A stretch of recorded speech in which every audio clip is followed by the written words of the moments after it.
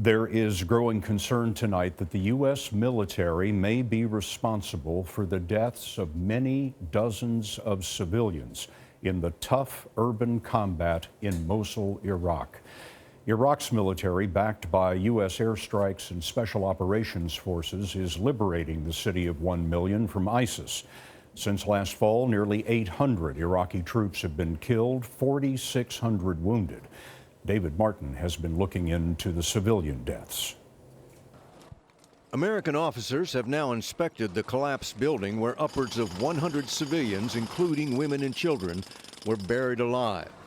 And the top U.S. commander for the Middle East told Congress he agrees with the on-scene assessment. He said that there is a fair chance that our operations may have contributed to civilian casualties. But General Joseph Votel said a March 17th airstrike, which targeted an ISIS fighting position, was not designed to bring down the entire building.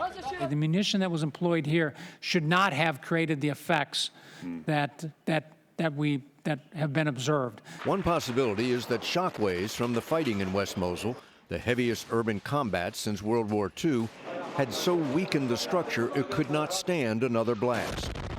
But how did so many civilians end up in that building?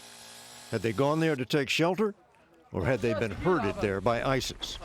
Congresswoman and former Air Force pilot Martha McSally. ISIS knows that they can use human shields to avoid being hit. It's their air defense system. American officials insist there has been no loosening of the rules designed to avoid civilian casualties.